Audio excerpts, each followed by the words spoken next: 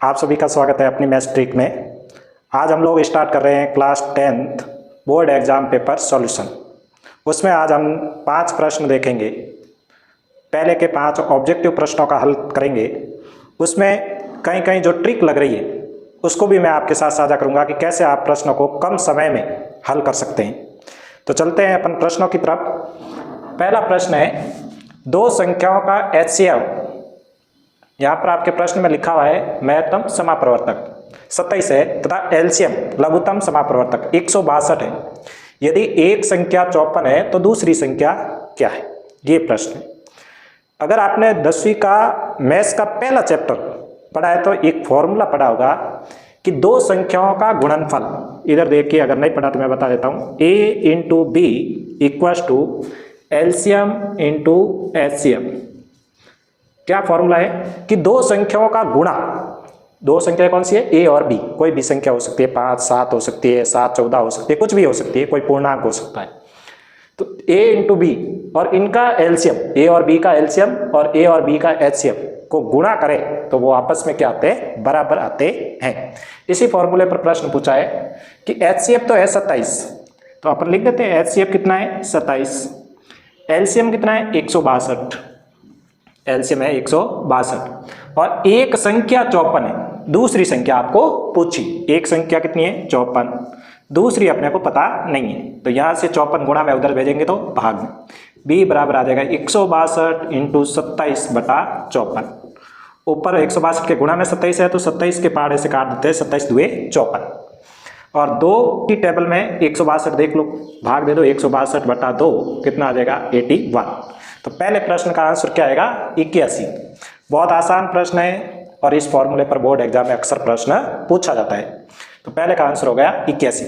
Second प्रश्न है, बहुपद x square minus 2x minus 8 के शून्यक निकालने की ट्रिक भी बताऊंगा, क्योंकि अपना चैनल भी क्या है? अपनी मैथ्स ट्रिक, अपनी स्वयं की एक मैथ्स ट्रिक होगी जो अपन खुद क्रिएट कर रहे हैं। हर प्रश्न में कहाँ अपन ट्रिक यूज कर सकते हैं। तो इसमें क्या कर सकते हैं? एक तो देखो, सवाल सब लोग करते हैं, कम समय में आप समय बचाते हुए सारे प्रश्न कैसे हल कर सकते हैं उसके बारे में बात करेंगे। पहले अपन मेथड से करते हैं, फिर आपको ट्रिक बताऊंगा। तो वीडियो में अंत तक जरूर देखें, जिससे आपको सारी ट्रिकें भी पता चले और प्रश्न को हल कैसे करें वो भी पता चल जाए साथ में। X square minus 2x minus 8। शून्यक का मीनिंग क्या होता है कि x के वे मान ज्ञात करने हैं जिनको यहाँ पर x के स्थान पर रख दें तो इस पूरे का मान क्या आ जाए? 0 आ जाए।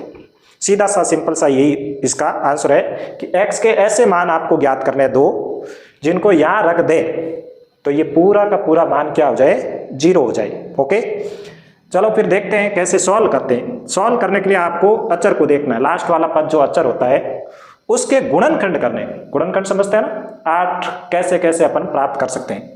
8 को 2 इंटू 4 लिख सकते हैं, 1 इंटू 8 लिख सकते हैं। इनके अलावा 8 को किसी प्रकार से लिख सकते हैं क्या? नहीं लिख सकते। फिर आपको देखना है कि बीच में जो x का गुणांक दिया है उस x के गुणांक को कैसे प्राप्त कर सकते हैं, जोड़ने या घटाने से। क्या 8 और 1 को घटाने पर 2 प्राप्त होता है? नहीं ना, तो ये तो नहीं हो सकता। या फिर 8 और 1 जोड़े तो 2 प्राप्त हो सकता है? नहीं, तो ये अपने काम का नहीं है। 2 और 4 को जोड़ो तो 6 आ रहा है, लेकिन अपने पास तो 6 नहीं है, 2 है। लेकिन 4 में से 2 घटाओ तो अपने क्या प्राप्त होगा? 2। तो अपने लिए कौन सा यूजफुल है? ये वाला 2 इंटू 4। तो यहाँ पर अपन लिख देंगे एक्स स्क्वायर माइनस 4 माइनस 2। 2 को क्या लिख दिया? 4 माइनस 2। क्यों लिखा? क्योंकि 8 का गुणनखंड क्या है? 2 और 4 है। Into x minus 2 into 4। 8 को भी मैंने लिख दिया 2 इंटू 4।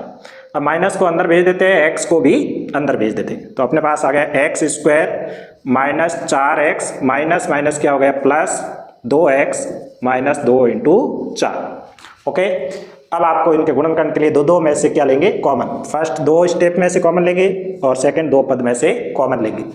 यहाँ से कॉमन आ रहा है x, बचेगा x माइनस 4 और यहाँ पर कॉमन आएगा 2 इधर भी है 2 इधर भी है, तो बचेगा x माइनस 4। तो क्या आ गया अपने पास? x माइनस 4 और x प्लस 2। अब आपको शून्यक चाहिए। शून्यक के लिए इनको अलग अलग आपको 0 कर देना है। तो क्या आ जाएगा? x माइनस 4 इक्वल टू 0, तो x बराबर आ जाएगा 4। और दूसरा है x प्लस 2 इक्वल टू 0, तो आ जाएगा x इक्वल टू माइनस 2।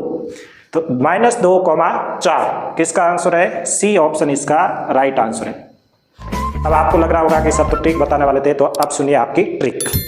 कैसे आप ये पूरा नहीं करते हुए भी इस प्रश्न का आंसर दे सकते हैं, लेकिन उसके लिए आपको क्या आनी चाहिए? थोड़ी बहुत कैलकुलेशन आनी चाहिए। तो क्या कैलकुलेशन अपनाएंगे अपन? यहाँ x के स्थान पर अपन एक एक करके मान रखना शुरू करेंगे। क्या करोगे? x के स्थान पर एक एक करके मान रखना शुरू करेंगे। मान लो मैं -2 रखूँ x के स्थान पर, क्या रख रहा हूँ? -2 ऑप्शन में है ना, यहाँ भी है, यहाँ भी है, यहाँ +2 है। तो अपन एक +2 और -2 पर चेक कर सकते हैं कि कौन सा शून्य है। तो -2 रखा तो -2 का स्क्वायर, x के स्थान पर -2 रखा, -2 इंटू x के स्थान पर -2 -8, -2 का स्क्वायर, माइनस का स्क्वायर प्लस हो जाएगा, 2 का स्क्वायर 4, माइनस माइनस क्या हो जाएगा? +4 -8, तो आ गया 8 -8, 4 + 4 8, 8 - 8 क्या आ गया? 0। जब भी ऐसा 0 आ जाए तो अपन आसानी से बता सकते हैं कि -2 है वो इसका गुणनखंड है, इसका शून्य है। तो यहाँ से आपके दो ऑप्शन कट जाएंगे भाई, +2 तो नहीं है, -2 ये वाला ऑप्शन राइट हो सकते हैं। फिर आप 4 और 6 पर 4 रख लो, एक बार 6 रख लो, आसानी से अपन बिना किसी झंझट के इसका आंसर बता सकते हैं। नेक्स्ट देखते हैं अपन तीसरा प्रश्न। तीसरे प्रश्न में क्या करना आपको? देखिए थर्ड प्रश्न है, यदि पहली संख्या x का दुगुना दूसरी संख्या y के 7 गुने से 5 कम है तो समीकरण लिखिए। बहुत आसान प्रश्न है, सीधा सीधा है। x का दुगुना क्या होगा? दुगुना मतलब 2x, y के 7 गुना, y का 7 गुना कितना होगा? 7y से 5 कम है, इससे क्या कर दो? 5 कम। देखो ये आंसर कहीं मिल रहा है क्या? 2x = 7y - 5, तो ये डी ऑप्शन। ये लैंग्वेज का प्रश्न है, आप सीधे सीधे भाषा पढ़कर कर सकते हैं। आपकी क्लास में ऐसे खूब प्रश्न किए आप लोगों ने कि इसका दुगुना लिखिए, इसका 5 गुना लिखिए, इससे 5 कम लिखिए। कम का मतलब माइनस होता है, गुणा का मतलब उसके गुणज होता है। नेक्स्ट प्रश्न है चौथा, यदि समांतर श्रेणी का प्रथम पद 2 और सार्वंतर 3 है तो nवां पद होगा। इसके लिए आपको फॉर्मूला पता होना चाहिए। एपी का फॉर्मूला क्या है बता देता हूँ। an बराबर क्या होता है? a + n - 1 × d। a होता है प्रथम पद और d होता है सार्वंतर। a क्या है? प्रथम पद और d है सार्वंतर। a का मान कितना दिया है? 2। ये nवां पद कहलाता है, यही पूछा आपको। तो an बराबर 2 + n - 1 × 3। d कितना दिया हुआ? 3 सार्वंतर। 3 को अंदर गुणा कर देते हैं तो आ जाएगा an बराबर 2 + 3n - 3। 2 - 3 कितना होगा? ये आपको पता होना चाहिए, 3n - 1। 2 - 3 कितना हो जाएगा? -1। तो इसका आंसर हो जाएगा 3n - 1। पांचवा है, 3 के प्रथम 5 गुणज का योगफल। ये तो एकदम बच्चों जैसा क्वेश्चन है। गुणज का मतलब होता है पाड़ा, टेबल। 3 की 5 बार पाड़ा बोलना है। 3 एकम 3, 3 दूनी 6, 3 तीरी 9, 3 चौक 12, 3 पंजे 15। इनका योग पूछा है आपको। वैसे ये प्रश्न होता तो एपी से है, लेकिन आपका ऑब्जेक्टिव में है तो सीधे सीधे कर सकते हैं। 3 के प्रथम 5 गुणक, 3 एकम 3, 3 दूनी 6, 3 तीरी 9, 3 चौक 12, 3 पंजे 15। इन सब की जोड़ करनी है और जो आंसर आएगा वही इसका आंसर होगा। आप जोड़ करके कमेंट बॉक्स में जरूर बताइए कि इस 5वें प्रश्न का क्या आंसर होगा। और वीडियो पसंद आ रहा है तो लाइक जरूर करें, शेयर करें और चैनल को सब्सक्राइब करें। धन्यवाद। जय हिंद, जय भारत।